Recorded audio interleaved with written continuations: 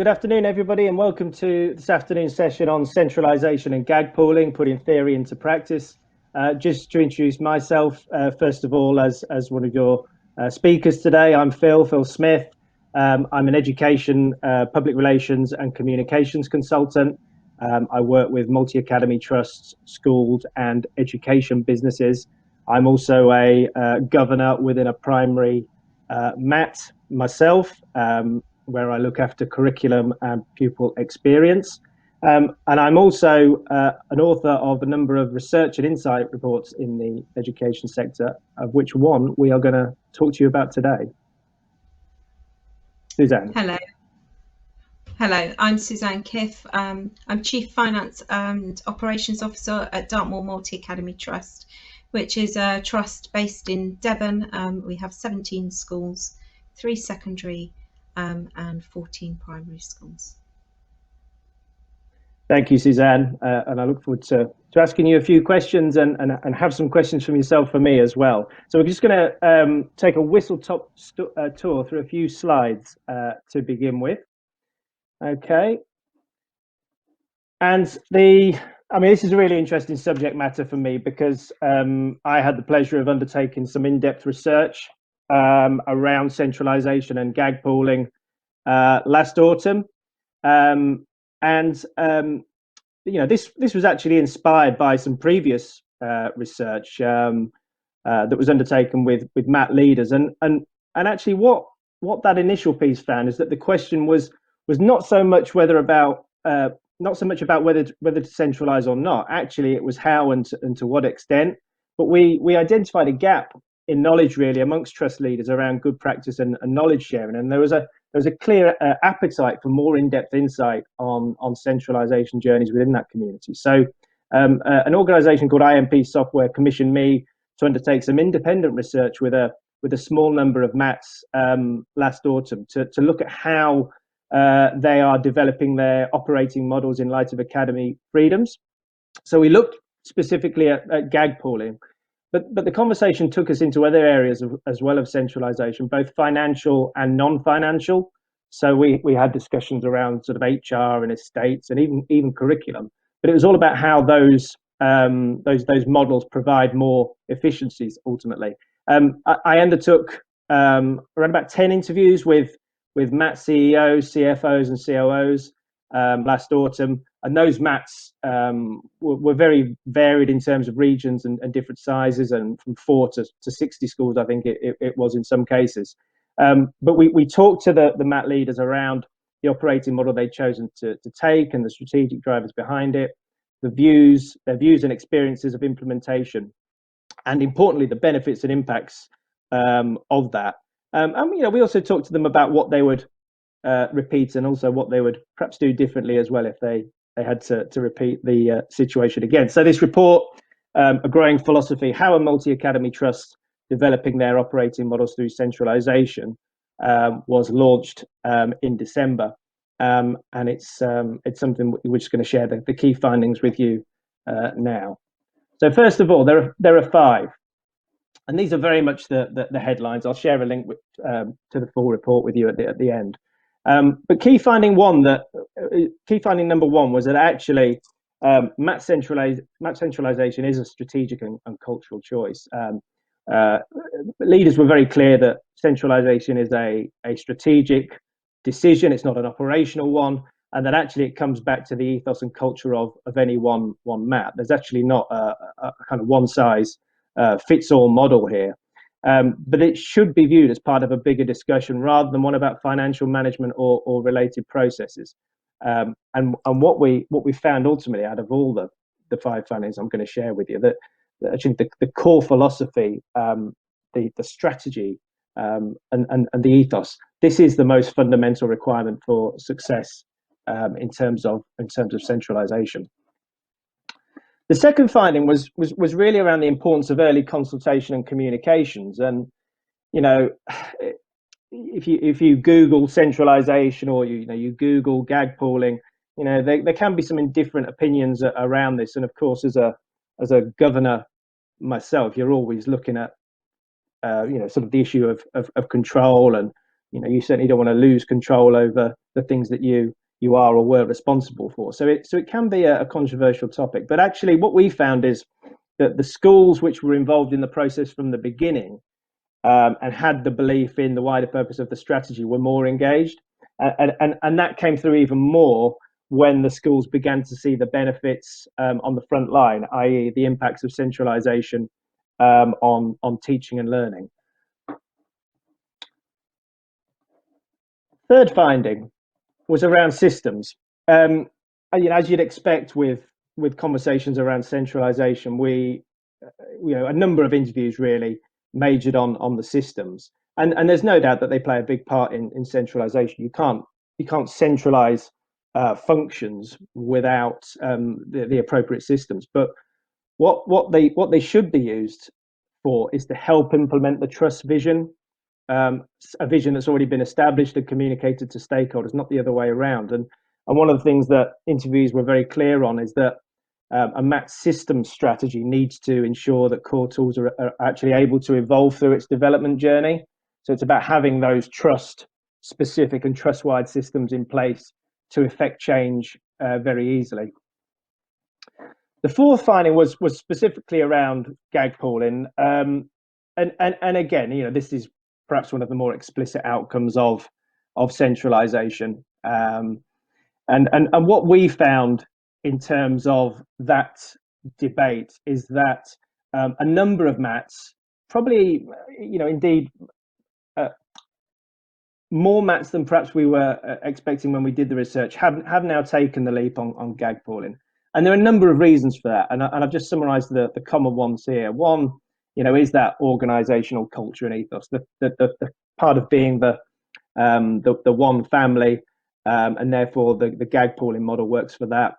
That it would level the playing field for all schools, that it would remove uncertainty at trust level. A lot of the discussion was around the differences in national funding formula and how GAG pooling took away some of that uncertainty.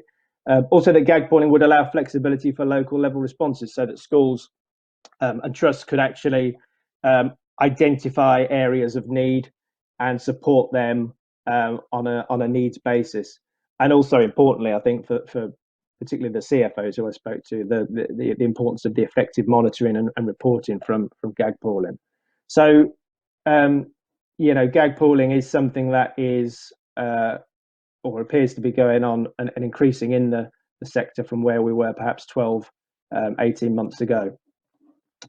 The fifth and final headline finding, just to share with you, is around what were clearly the tangible benefits of both financial and wider approaches to centralisation as MATs both evolve and grow. And we had some very clear examples in the report around school improvement, of how centralisation and related processes enabled head teachers to focus entirely on teaching and learning, the better oversight for reporting, reducing workload for people involved, as well as greater economies of scale, which of course is one of the things that you would expect perhaps to come out of this process. So 5 findings, and I've just included here a link to the full report so that you can see that, and also my website too, if you wanted to contact me and talk to me about this report in any more detail. But we're just going to lose the slides now and just go into conversation with Suzanne, who was actually one of the first people I interviewed for this report. And Suzanne and Dartmoor have a very interesting story.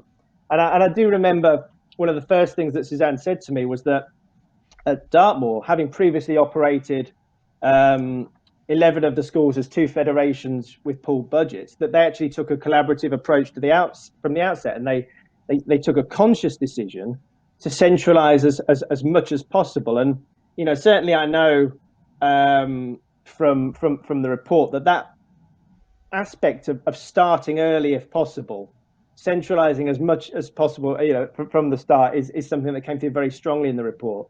Just talk to us about your situation at Dartmoor, Suzanne, and how that's kind of panned out. Okay, so when we formed the trust, we were quite unique in that we formed the trust, and there was 15 schools at that time. We all converted to academies on the same day, and the trust was formed. Having operated two federations from the schools that joined the trust, a lot of the finance and estates had already been centralised. So when I was appointed to my role, I was very clear that I wanted to continue along that journey because I'd seen the benefits of it. It worked. The staff from the bigger schools were able to support the staff in the smaller schools. So it's something that we took a conscious decision to do.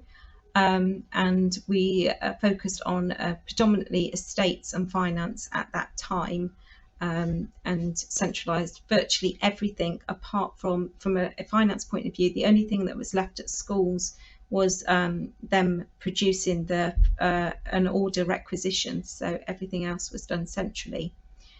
So yeah, it was a very conscious decision for us, but I'm not sure, Phil, whether all schools took that approach. I think some people left it to later in the journey, like you mentioned, and that I think does prove a bigger challenge. Do you think?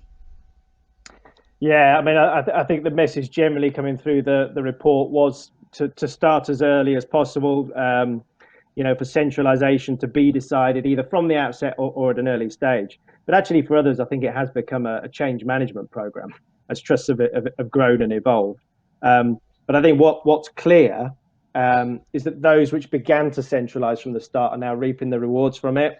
So I recall, in our interview, you began to talk about some cost savings immediately in terms of procurement, and of course, the independent review that you had last summer said that actually centralise more. So in your case, it's perhaps been something that has benefited and maybe quicker than you thought. Yeah, it was.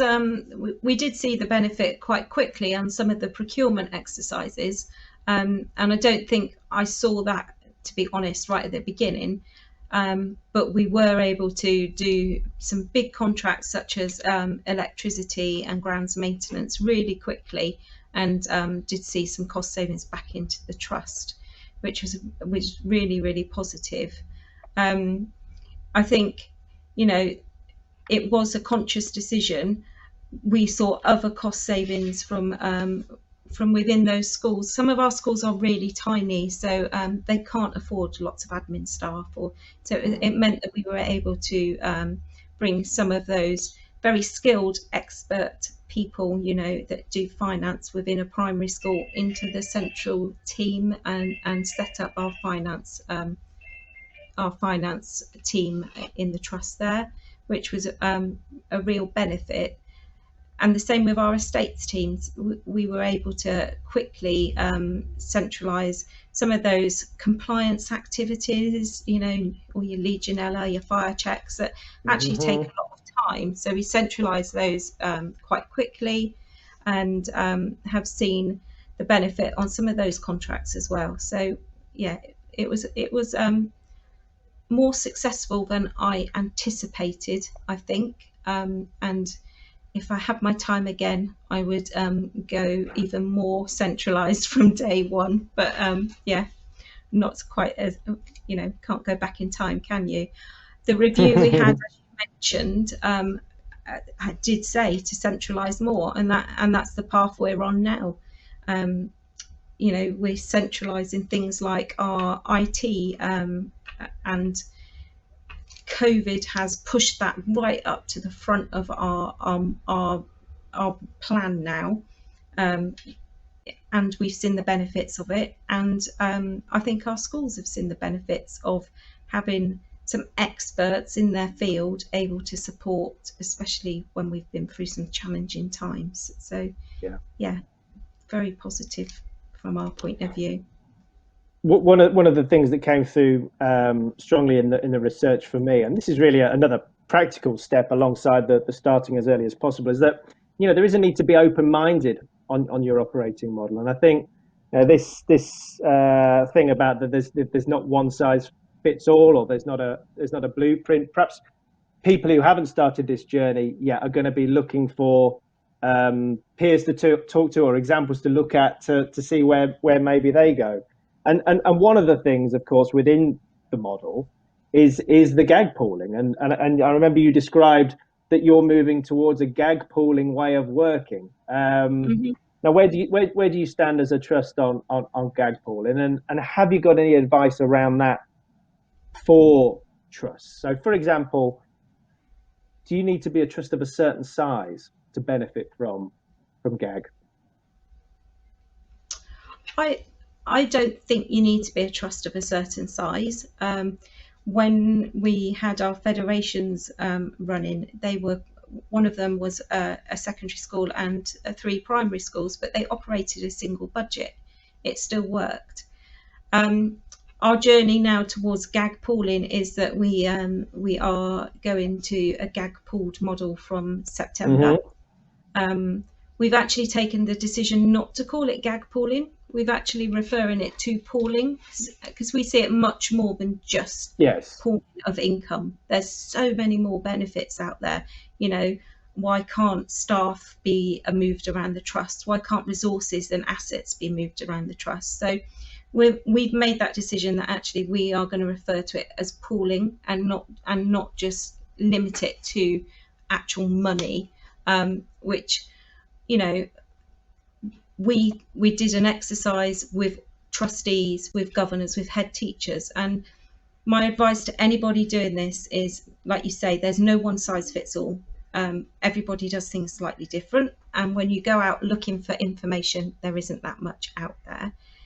Communication is the key, and talking to people and talking to people and talking to people, and explaining and revisiting. It's taken us since the review, which was last summer, to get to this point where we've actually are ready to do this for September.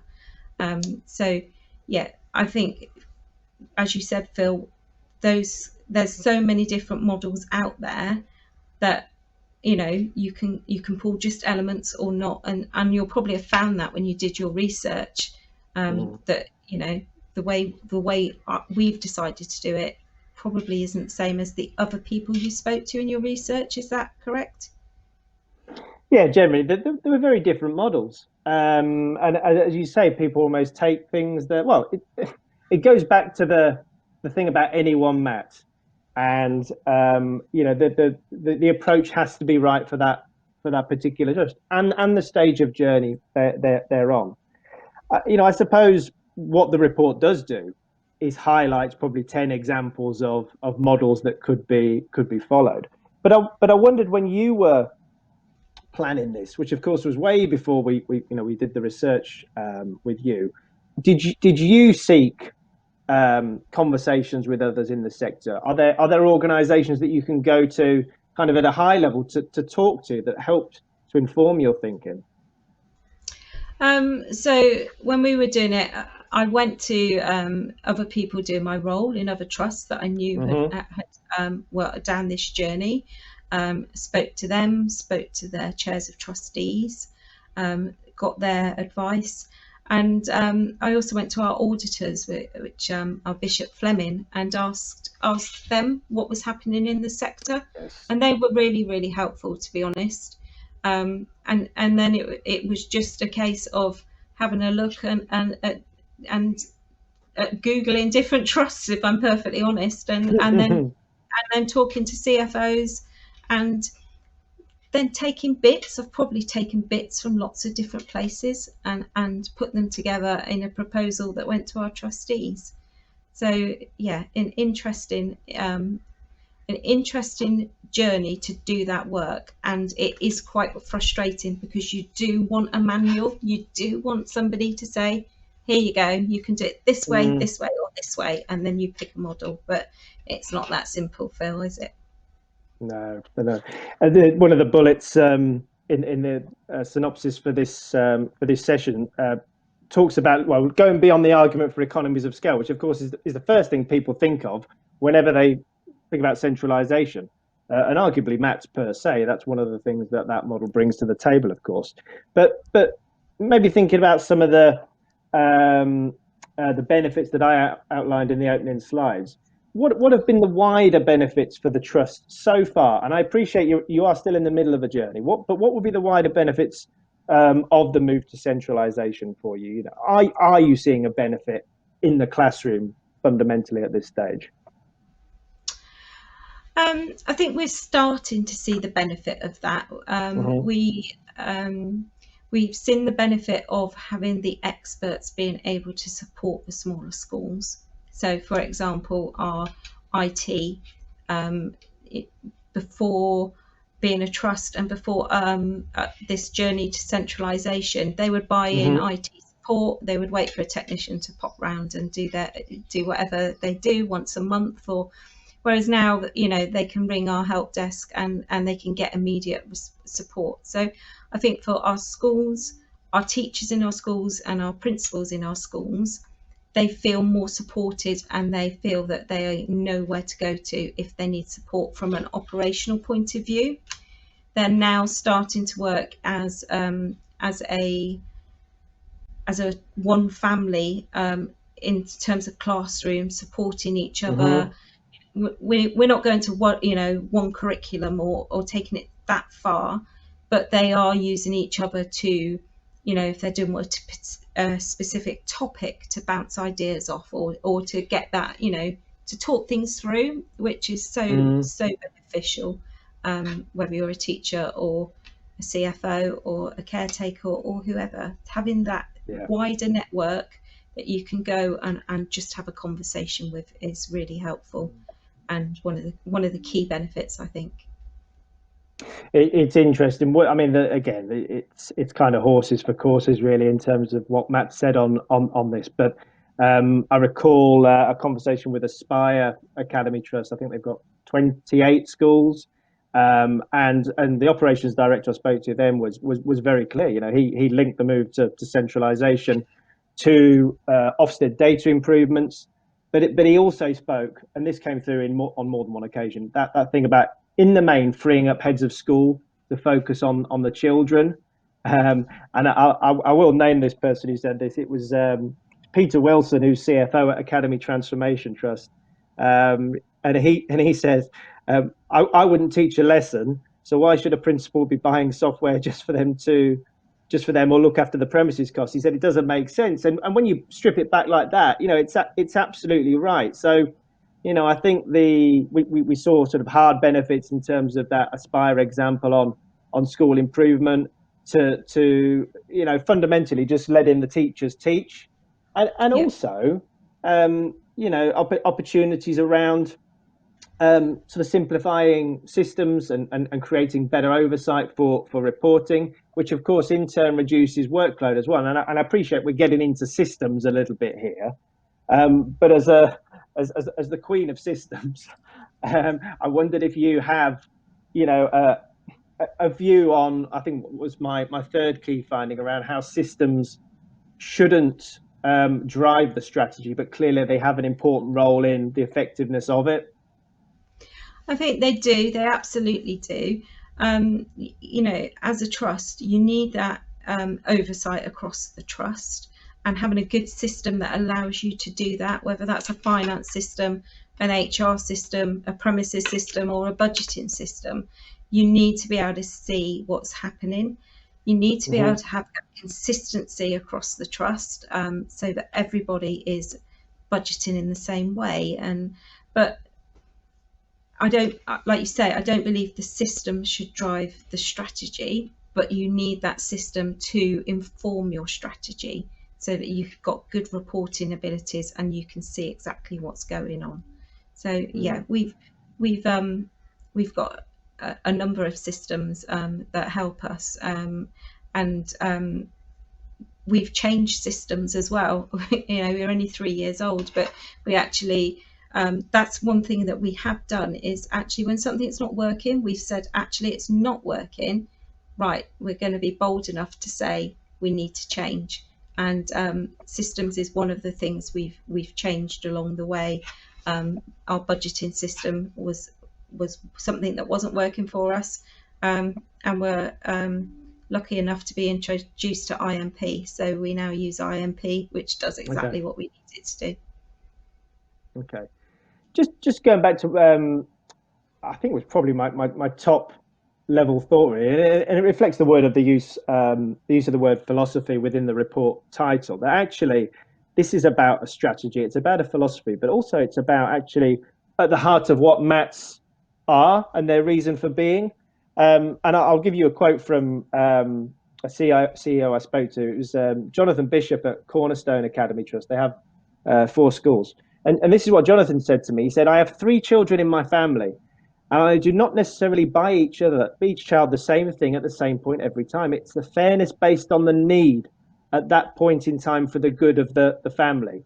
And do you think that philosophy, that ethos is typically shared within the sector, or perhaps isn't as well known and communicated generally as it could be? That actually that's what this is all about, whether it's financial pooling or non-financial aspects. Yeah, what's your experience? I think it's something that actually we had a new CEO join us in January, Dan Morrow, and actually it's something that we've really been focusing on since he's joined us, is that we are a family, we're one family, and actually everybody, like you say, needs support at different times. And actually, since we've driven that philosophy and that vision home, and we've worked and we've communicated that, it's like a light bulb's gone on and everyone's gone, oh yeah, that makes sense now. And we've stopped talking about our school or their school. It's, it's a trust school, we're a family, and there isn't a question if I have to say, well, actually, sorry, we need to direct that money over there. There's no question, there's no argument now, because it's recognise that it might be that school that needs it this time, but probably in a couple of years' time, another school's going to need it. So I don't think it's probably widely reflected in the sector currently, but I think it's something that more people are starting to actually think about within their trust, and realise that is the benefit of a trust, is looking after your schools, your family of schools. So I think it's probably something, Phil, that if you did your report again, you'd probably get more people something like that, if I'm honest.